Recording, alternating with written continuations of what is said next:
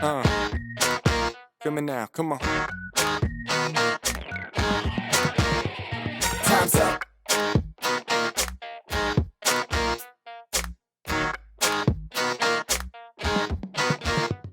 Time's up. Hello, everybody, and welcome back to another podcast. Jeff, how's it going today, man? What a week we had with some football, huh? I am doing fantastic, and I'm on cloud nine because I made a great comeback in our little wager and took the championship between you and I. Even though I didn't want to pick the Rams, you forced me to. But yeah, I just a little ego boost there. So doing Yeah, it was, fantastic. man. I was, oh, dude, it's killing me, man. I started off so hot, dude. I was like, man, like, I need one game, and Jeff needs to lose one game. And I'm like, I got it, Super Bowl or not. Yeah. But no, it came down to the wire, and then I ended up talking you out of going with Cincinnati. Yeah, it was- So it was I basically, fantastic. I shot myself in the foot. Yeah, I appreciate it. So I think the losing, we talked about it on the side. You were going to shave your head now. Is that? No, I'm pretty sure we didn't have any of those conversations. Oh, that all never that never happened. I never thought- heard that.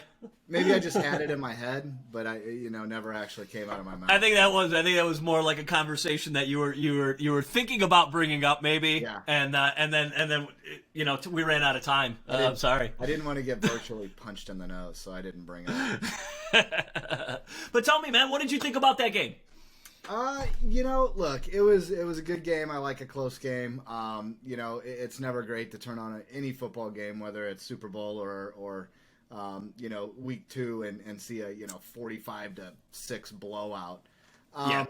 Again, being from St. Louis, I was not necessarily rooting for the Rams, but I don't have anything against the players. There's some people on that team that obviously have had great careers and deserve to win. So, I'm happy for them.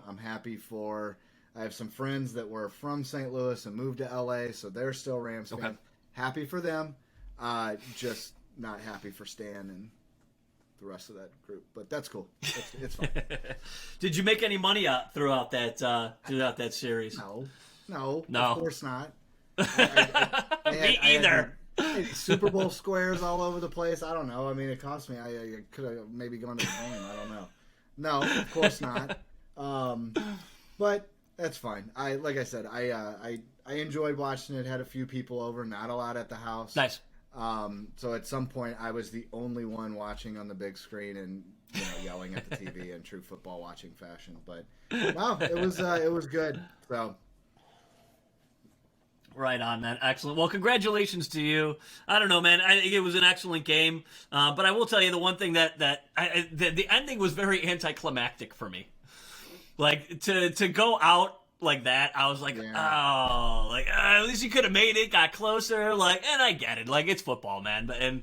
But like when you watch some of these playoff games that were like literally back and forth, 4th and 1, 4th and 10, and then all of a sudden it was like 4th and 1, and it was like end of the game, and I was like, oh man, I was like, Yeah. that's it. I guess football's over for this season. I don't think you were on the call. We were on the call with somebody who's a huge Bengals fan earlier so last week.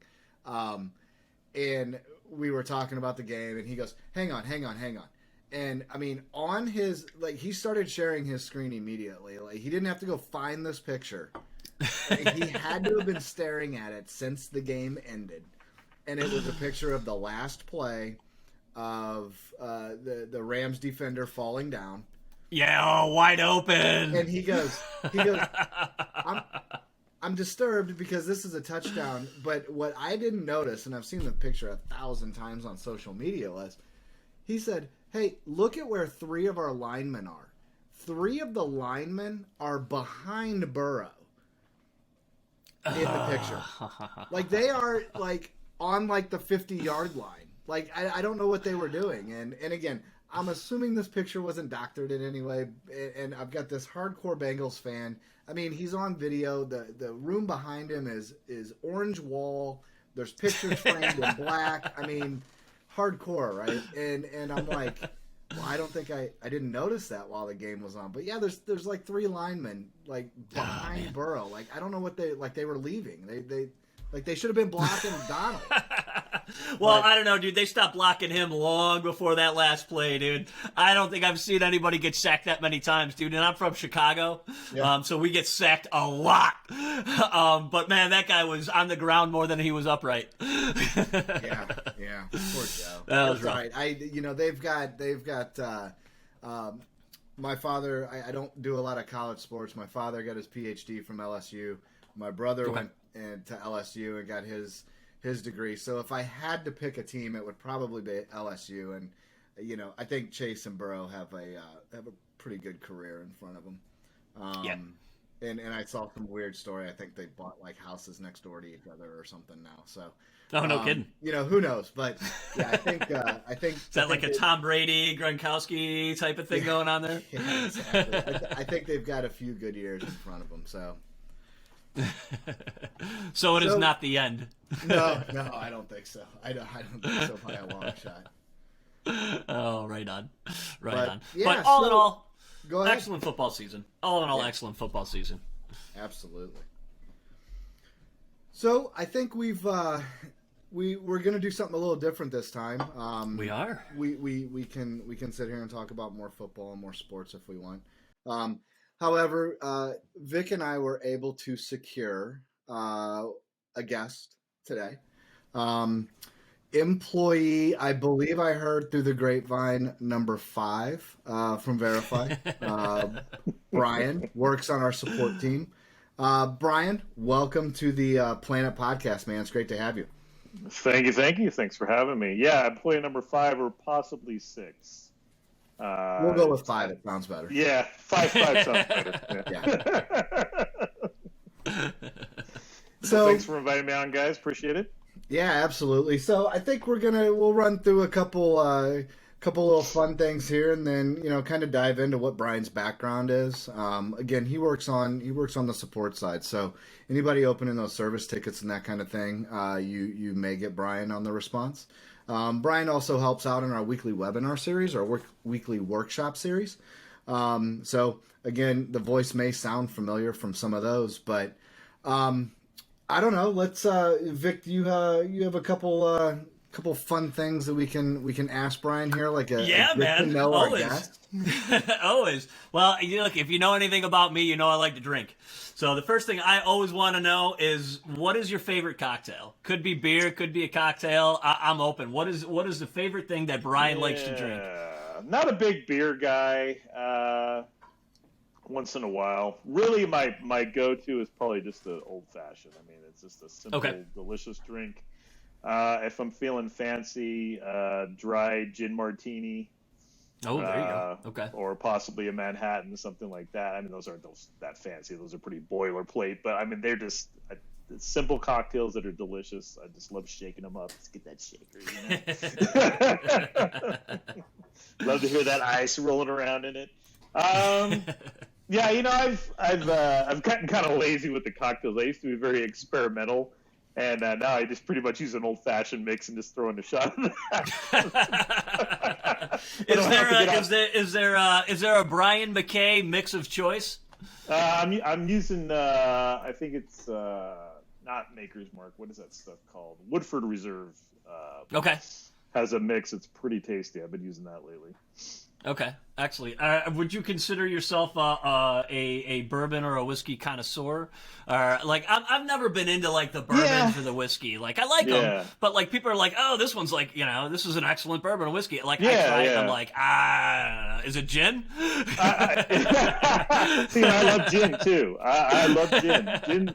Gin is my second love. But yeah, I've drank a lot of bourbon, rye, Scotch. Yeah, I'd say I'm pretty well versed. I mean, I can walk into any fancy bar that has a big, long whiskey list, and I've probably drank at least 60 to 70% of them. So, okay, all right. Barring the most expensive ones, the $150 shot Pappy, Van Winkle, and that kind of stuff. Yep. Don't really mess with that. It's a little too rich for me. But yeah. Have you ever had it though? Yeah, I've had it a couple times. Oh, really? Actually. Yeah. Okay. So yeah, pretty well versed with those. Can make a lot of pretty good cocktails. Like I said, I've just been kind of lazy lately, but I can pull some good ones out of my back pocket when I need to. Nice. Excellent. And you were out in New Orleans with us when we went out there for the Ramos Gin Fizz Festival, we'll call it. That was amazing. Amazing. When was the last time you had an RGF? Oh man, I think I made one like last Thanksgiving. Not this last one, but the year before. Okay. I need to get that shaker machine though. That's just too much work. I mean, I don't mind doing this for 30 seconds, but 13 minutes straight is a bit much. But yeah, I remember we went to the drink lab. We learned how to make the Ramos Gin Fizz and some other delicious drinks. And then I remember 4 or 5 of us went back to the bar that the lady who ran the drink lab also owned the bar downstairs. Really nice bar, by the way. I can't remember what it's called, but so we go in and sit down and like we tell the guy, the waiter comes up and we tell him we'd like 5 Ramos Gin Fizzes, please, and he just kind of goes, "I'll be back in 30 minutes." Literally, we did not see him for 30 minutes. And then about 15 minutes in, we hear the lady who ran the drink lab. She's back there with him. She goes, "Who the hell ordered Ramos Gin Fizzes?" And then she comes out and sees us and goes, "Oh, hi, guys." Like she recognizes us from the Assholes. Oh, man. They were really good, though. They are. So anybody that's not familiar with the Ramos Gin Fizz, just to kind of break it down the easiest way I can, you're supposed to shake this thing for like 20 minutes. Like, literally, that's the recipe, is part of this concoction is to shake it for an ungodly amount of time. And if you've ever shaken a cocktail, and Jeff, I know you've shaken a few cocktails in your time, shaking anything for 20 minutes is arm numbing. It's a lot of work. So it is. It's a lot of work. So when somebody walks into a bar and they want to order 5 of those, you're just like, How about a gin? We don't have I'm that. thinking they must have had a paint can shaker back there or something. They just dumped everything in a fancy paint can and just shook the hell out of it. Sorry, we ran out of Ramos. It's all gone. But yeah, it was a good time. So, cocktail of choice, I get bourbon, had some of the good stuff. Is there a preferred go-to that you have? For bourbon? I try something new every time I go shopping. I always look for something new. So, okay. I mean, most of them are good. I don't really have any particular go-to I keep going back to over and over. I mean, I drink a lot of Wyoming whiskey, High West, just because they're kind of local here. I'm in Utah. But, I'll pretty much drink anything that's halfway decent. So. Excellent. All right, so I don't know where to kind of go next. Well, speaking of bourbon talk, I got a fun little story about my job interview with Verify.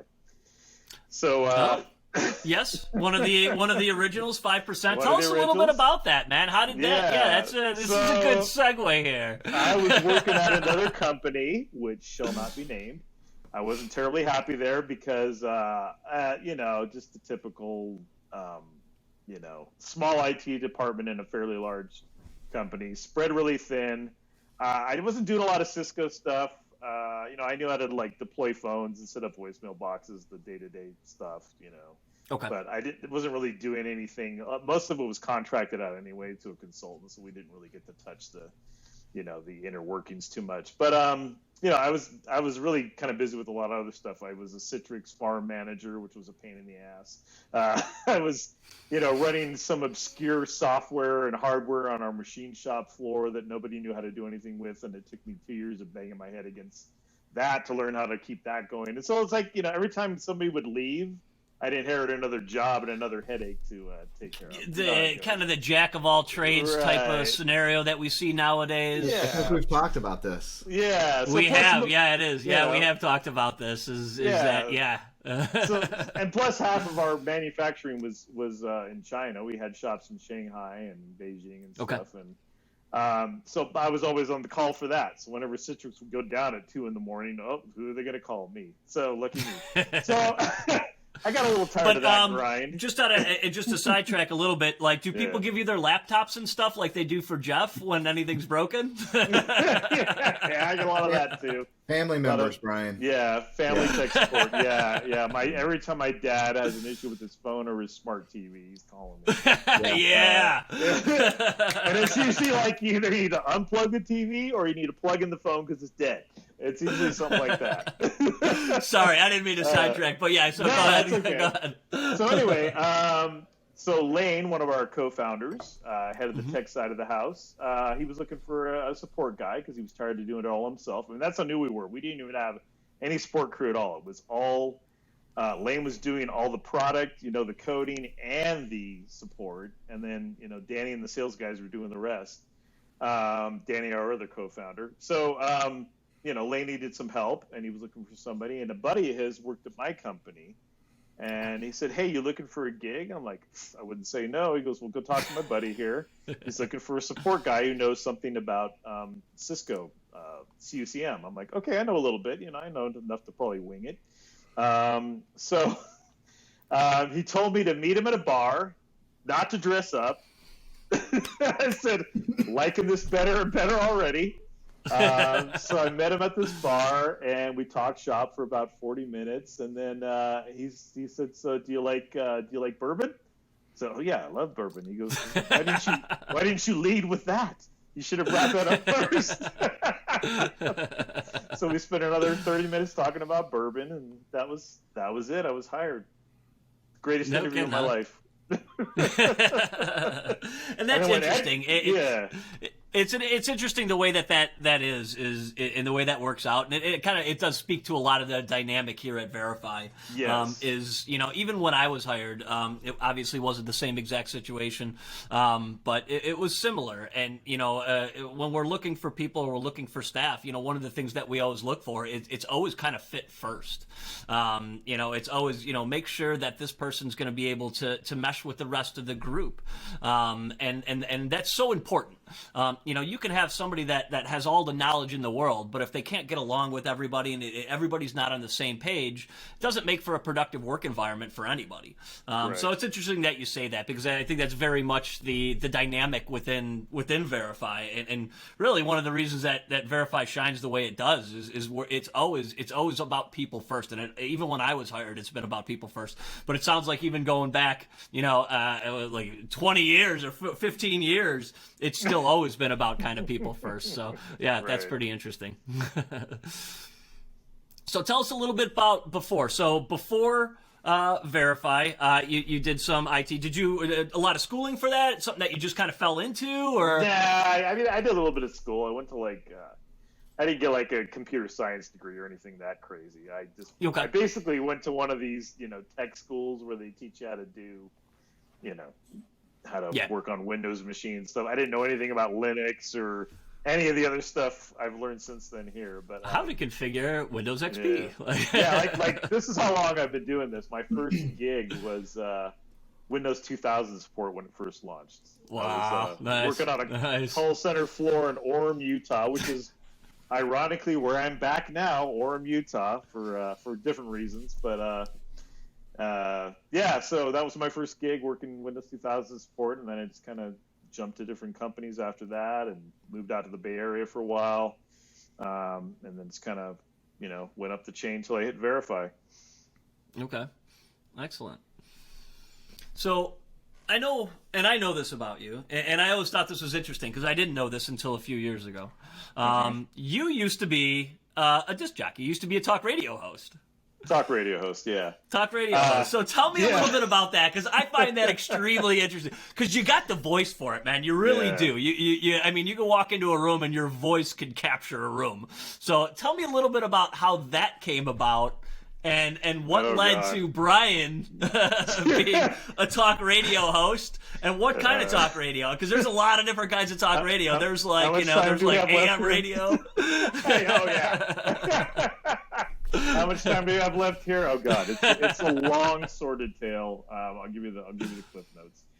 Okay, so I got into it because somebody back in the day told me I had a great voice. I should try for radio, and I'd taken some broadcasting journalism classes in college. It wasn't my major or anything. It was an English lit major, but that was kind of a side thing I was interested in. So, I saw an ad somewhere that the station was looking for on-air talent, hosts of shows. It was the lowest rated AM talk station in the market. Yes! Yes! And as far as I know, it's still on the air, and it's still the lowest rated AM. So I went in and met the guy who ran the place. Kind of a dick, but his name was Dick, ironically, and he lived up to his name. But he did give me the job. So I kind of started as a soundboard guy. So I basically worked the soundboard, cued in the commercials and all that stuff, and I would do it for other hosts. And it was always like, it was never like a prime time slot. It was always like some weekend or late night gig kind of thing. 2 o'clock in the morning on a Sunday. Yeah. But I had weird work hours anyway, so that was okay. It didn't really clash with my day job too much. But so I started that, and then I kind of got my own show and started doing that. But it was like, it was just, first of all, I'm like the only kind of liberal guy on this ultra conservative Utah talk radio station. So you can imagine how that went over. And then like all these other guys just wanted to talk about politics and conspiracies, and I didn't want to talk about any of that. Like, let's talk about, TV and movies and cocktails. And this was how long ago? Like, how long ago was this? 6 months ago. 21 I was about to say, shit hasn't changed. Everybody's still talking about conspiracies and politics. It's worse now. This is all before Twitter and all that crap. So, like, little weird AM outlets like this were the only place where you'd get that kind of chat. This is, even internet chat rooms. I think we had like AOL chat rooms or something back then. There were probably other chat rooms, but there wasn't. Gotta get the DVD, dude. 100 free hours. Exactly. I mean, there wasn't any kind of social media at all back then that I'm aware of. Just really obscure, internet chat rooms and stuff that, unless you were a total nerd for that, you wouldn't have any idea. Whereas now everybody's on some kind of social media. So I did that for a while, and then I kind of had some clashes with the owner, which I won't go into. You had some clashes with the ultra-conservative radio station owner? Right. But I heard there was another station starting up across town, another talk station. So I went and applied for that. I got that. And So you worked at two different places. Yeah. So check this out. I went from the lowest rated AM station in the market to the second lowest rated AM station in the market.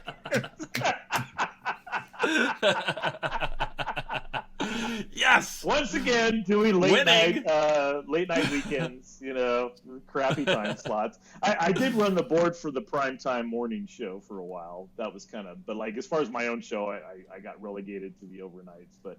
But I did run the primetime board for a while, and that was kind of fun. We had a crew of like 4 people in there, and it was kind of like the morning zoo kind of show, where just talked about whatever, like kind of like right now. So that was fun for a while, but that station had its own issues, and there were like internal power struggles and politics and crap that I just really didn't want to get into.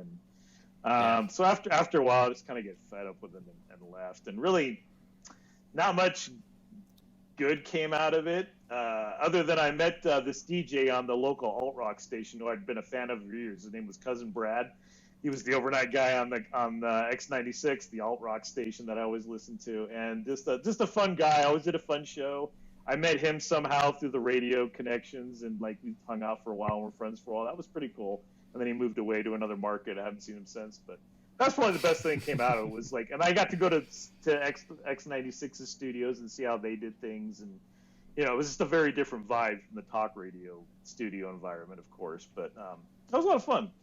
So I don't regret doing it, but like as far as it ever being a career, if I had to do it now, or have to talk on air for 4 hours a night and think of topics every night, I'd probably shoot myself if I had to do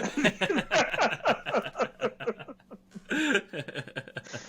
Yeah, that's the youngest man. I used to listen to a lot more talk radio than I do now too. Like I used to listen to a lot of Art Bell and Loveline and just whatever was interesting or entertaining. I'd listen to it. Anything except sports and politics, I wasn't really into those so much back then, so I kind of avoided those. So I was always into like the fringe, shows that kind of did alternative topics. Okay. So you were despising that Super Bowl talk that we had earlier. Okay. Not despising, but I didn't really follow because we kind of had it on the background, but I was doing a little project putting together some furniture for my office that did not come with instructions, so that was pretty much. I pretty much had to look at pictures of it online and reverse engineer it because I couldn't find any decent instructions online anywhere either. So I just kind of had to wait, but they turned out pretty good. But yeah, it pretty much took me like the whole evening. So I just kind of had the game on in the background and kind of caught some things here and there, but I wasn't really paying full attention. Gotcha. So, Brian, while you're working on, so then fast forward, right? You start with Verify and working on the support side, and I think one of the interesting things may be, again, you help out on the webinar series. Is what are the kind of the top 3 things that you see on the support side? I mean, general outside of, I guess, the general, hey, I need help with a report kind of thing. Right. What is some of the stuff that you kind of see on that side, and what's your kind of way to approach it? I'd say, and Vic, you could probably say the same thing. A lot of Cube stuff right now. A lot of requests to evaluate Cube, deploy Cube. Some Cube troubleshooting as well. Sometimes records stop coming in or whatever. We have to figure out how to fix that. But yeah, that's probably been the biggest thing lately for the last few months is Cube stuff. And then do a lot of phone control support type things.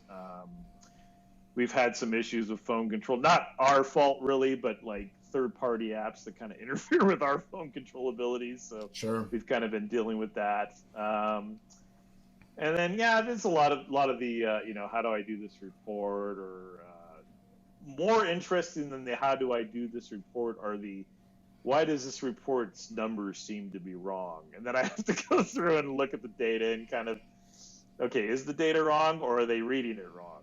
Yeah.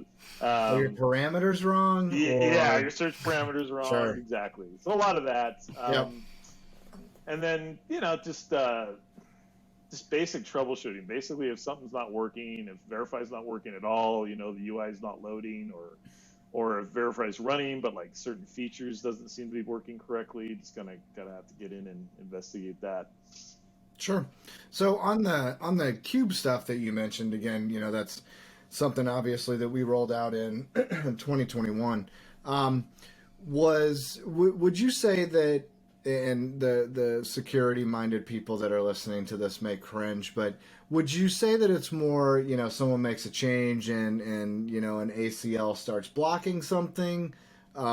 Is it access related? What are most of those issues that you see?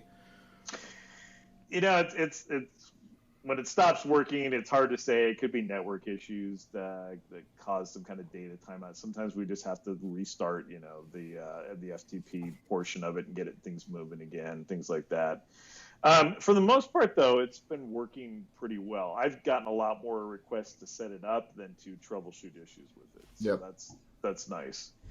It seems like it's pretty rock solid, but whenever you have network connectivity between things and that goes down, you're always going to have issues. So that really can't be helped sometimes. But Sure. yeah. Absolutely. Okay. Awesome. Well, I think we've come to the end of this podcast. Wow. That flew by. Yeah, hey, Vic and I get in here and we BS for a little bit and then make our inaugural guest talk the rest of the time. So it seems to go by Success. pretty quickly. Yeah, Good business model.